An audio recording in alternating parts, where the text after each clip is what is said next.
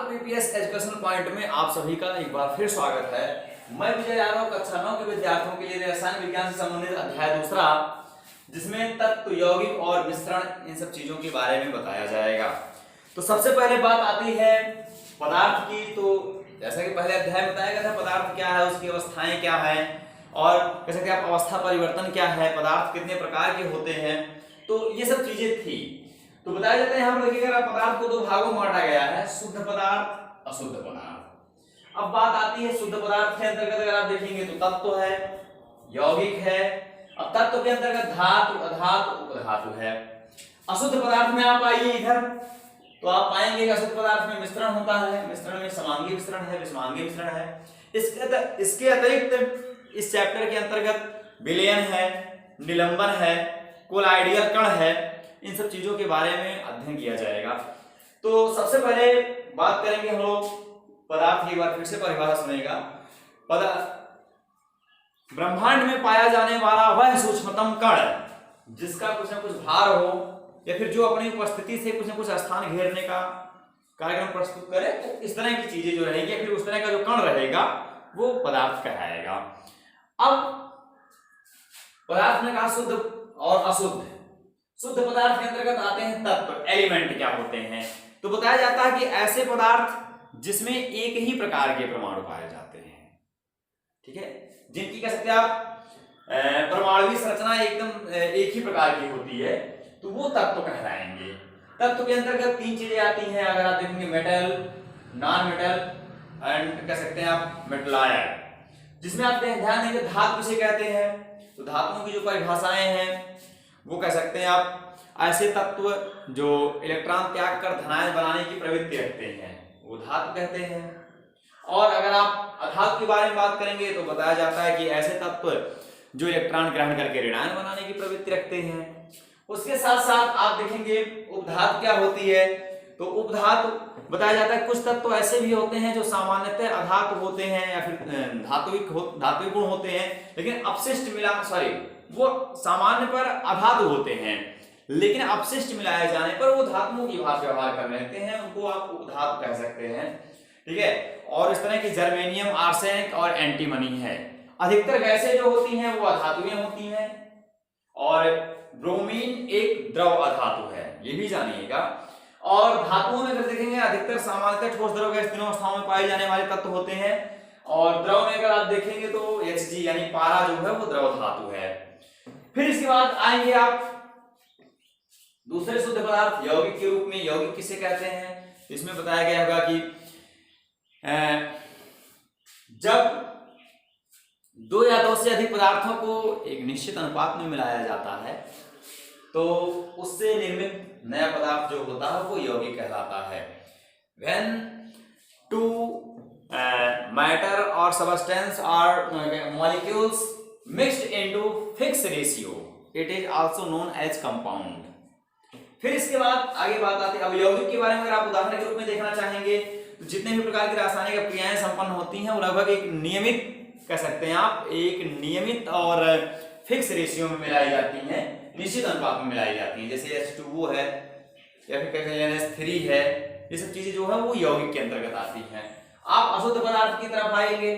अशुद्ध पदार्थ में मिश्रण है। बताया जाता है जब दो या दो से अधिक पदार्थों को एक अनिश्चित अनुपात में मिलाया जाता है, उसका कोई फिक्स रेशियो नहीं है। When two matter or substance mixed into any ratio, it is also known as mixture। बताया जाता है कि मिश्रण दो प्रकार के होते हैं, एक समांगी मिश्रण होता है, एक विषमांगी मिश्रण होता है, ठीक है। समांगी मिश्रण क्या होता है तो उसके बारे में जहां तक बताया गया होमोजोइक मिक्सचर में अगर आप ध्यान देंगे तो बताया गया होगा कि जब मिश्रण में मिले हुए अवयवों को अलग अलग नहीं देखा जा सकता, जब मिश्रण में मिले हुए अवयवों को अलग अलग नहीं देखा जा सकता तो उस प्रकार का मिश्रण जो होता है वो समांगी मिश्रण कहलाता है। जैसे बताया जाता है कि दूध में पानी का मिश्रण है, या फिर कह सकते हैं आप नमक पानी का मिश्रण है, नींबू पानी का मिश्रण है। इस तरह के जो भी मिश्रण होते हैं वो सबके सब समांगी होते हैं। फिर इसके बाद आते हैं हम लोग विषमांगी मिश्रण पर। विषमांगी मिश्रण के बारे में बताया गया कि ऐसे मिश्रण जिसमें मिले हुए अवयवों को अलग अलग देखा जा सकता है, उसे विषमांगी मिश्रण कहते हैं। जैसे इसमें बताया जा सकता है आप लोहे के छीलन और लकड़ी के बुरादे का मिश्रण, तेल और पानी का मिश्रण, तो इस प्रकार की जो चीजें हैं वो सब विषमांगी मिश्रण के अंतर्गत आती हैं। अब फिर इसके बाद एक बार फिर से सबके बारे में सुनेगा। पदार्थ क्या होता है, तो बताया गया कि पदार्थ ब्रह्मांड में पाया जाने वाला अवय सूक्ष्मतम कण है जिसका कुछ न कुछ भार हो, या फिर कह सकते हैं आप वह अपनी उपस्थिति से कुछ न कुछ स्थान घेरे, और वो दो भागों में बटा है, शुद्ध पदार्थ है, एक अशुद्ध पदार्थ है। शुद्ध पदार्थ के अंतर्गत में आता है तत्व, जिसमें एक ही ऐसा पदार्थ जिसमें एक ही प्रकार के परमाणु पाए जाते हैं, उसे आप कह सकते हैं आप तत्व। तत्व के अंतर्गत तीन चीजें आती हैं, metal, non metal and metal ion, ठीक है। धातु, अधातु और उपधातु। धातु किसे कहते हैं, सामान्य सी परिभाषा है धातु की कि जब कोई तत्व सामान्य क्रिया में इलेक्ट्रॉन त्याग कर धनायन बनाने की प्रवृत्ति रखता है। यहाँ पर एक उदाहरण है, थोड़ा सा आगे की कक्षाओं में आपको पढ़ने को मिलेगा, जिसमें आप देखेंगे Na+ एक इलेक्ट्रॉन त्याग देगा तो ये धनायन बनाने की प्रवृत्ति रख लेगा अपने आप में, तो ये देखेंगे आप धातु हो जाएगा। अधातु क्या होती है, जो इलेक्ट्रॉन ग्रहण करके ऋणायन, ऐसा तत्व जो इलेक्ट्रॉन ग्रहण करके ऋणायन बनाने की प्रवृत्ति रखे, उसको अधातु कहते हैं। फिर उपधातु क्या होती है, बताया गया कुछ तत्व ऐसे भी होते हैं जो सामान्यतः धातुओं की भांति व्यवहार करेंगे, लेकिन अपशिष्टों में या फिर जब अपशिष्ट की उपस्थिति हो जाएगी तो धातुओं की भांति व्यवहार करने लगते हैं, तो उनको जो उपधातु कहा जाता है। उसमें जर्मेनियम, आर्सेनिक और एंटीमनी है। फिर इसके बाद शुद्ध पदार्थ के बारे, अशुद्ध पदार्थ के बारे में बात आई, मिश्रण। तो बताया गया कि एक चीज अभी यौगिक शुद्ध पदार्थ में छोटा है, यौगिक किसे कहते हैं, जिसमें बताया गया कि जब दो या दो से अधिक पदार्थ को एक निश्चित अनुपात में मिलाया जाता है तो उससे जो होता है यौगिक का निर्माण होता है। और ऐसे में आप देखेंगे वही है, NH3 गैस है, H2O यानी जल है, सल्फर डाइऑक्साइड गैस है, कार्बन डाइऑक्साइड गैस है, तो इस तरह की चीजें सब यौगिक में आती हैं। अशुद्ध पदार्थ में मिश्रण आया, बताया गया जब कोई दो या दो से अधिक तत्वों को अथवा कह सकते हैं आप पदार्थों को एक किसी भी अनुपात में मिला दिया जाता है तो उस प्रकार से मिश्रण का निर्माण होता है।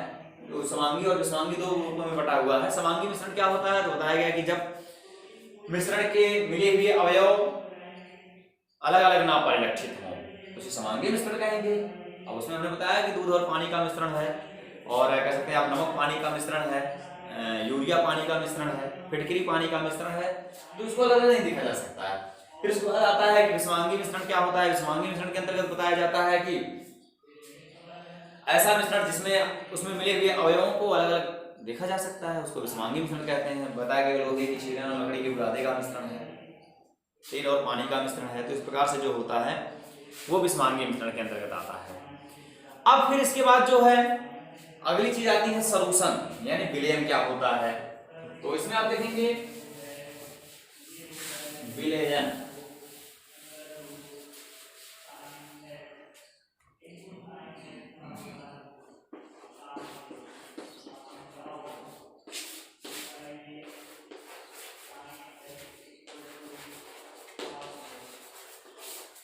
विलयन किसे कहते हैं, बहुत शुरू से परिभाषा चली आई है कि जब दो या दो से अधिक पदार्थों का कह सकते हैं आप समांगीय मिश्रण विलयन कहलाता है। और जो कि कोई भी विलयन होता है वो दो भागों से मिलकर बना होता है। एक विलेय होता है, दो या दो से अधिक पदार्थों का समांगी मिश्रण विलयन कहलाता है। और प्रत्येक विलयन दो भागों से मिलकर बना होता है, एक सोलूट और दूसरा सॉल्वेंट, विलेय और विलायक, सॉल्वेंट। विलेय क्या होता है, विलायक क्या होता है, तो बताया जाता है कि विलयन का वह भाग जो घुलने का कार्य करे। विलयन में कोई चीज ऐसी जरूर होगी, जो समांगी मिश्रण है तो जायज है, जैसे नमक और पानी अगर आप ध्यान दे लीजिए तो जो नमक है पानी में क्या करता है, घुलता है। या फिर कह सकते हैं आप विलयन का वह भाग जो सूक्ष्मतम मात्रा में होता है और कह सकते हैं आप विलयन में घुलने का कार्य करता है, उसे जो है विलेय कहते हैं। और विलायक की परिभाषा क्या होती है, तो बताया गया है कि विलयन का वह भाग जो विलेय को अपने में घोलने का कार्य करता है।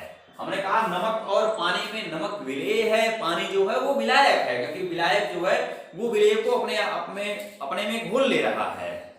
तो कहने का मतलब ये है कि दो या दो से अधिक पदार्थों का समांगी मिश्रण विलयन कहलाएगा। प्रत्येक विलयन दो भागों से मिलकर बना होता है, विलेय और विलायक। विलेय विलयन का वह भाग है जो स्वयं घुलने का कार्य करता है, और विलायक विलयन का वह भाग है जो विलेय को घोलने का कार्य करता है।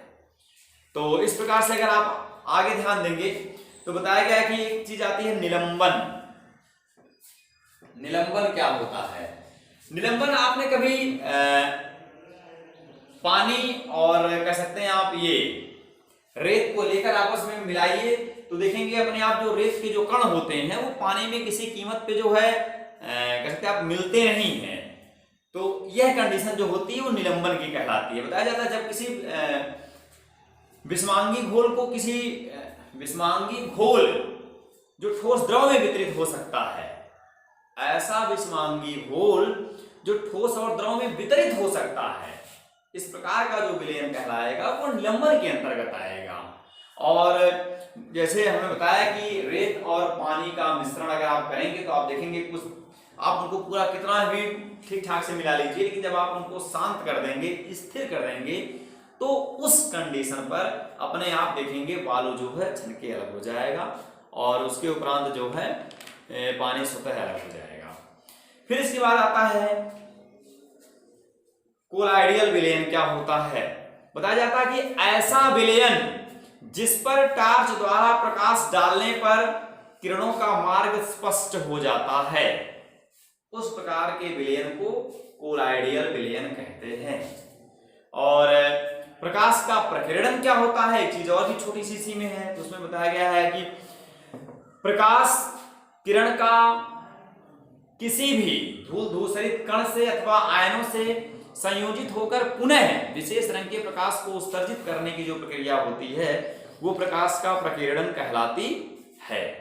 फिर इसके बाद इसी चैप्टर के अंतर्गत आता है परिवर्तन। क्या होता है? परिवर्तन क्या है? समय के साथ किसी भी वस्तु की स्थिति में होने वाला बदलाव ही परिवर्तन कहलाता है। परिवर्तन दो प्रकार का होता है, जिसमें आप लोग जानेंगे भौतिक परिवर्तन होता है, रासायनिक परिवर्तन होता है। भौतिक परिवर्तन किसे कहते हैं? बताया जाता है कि ऐसा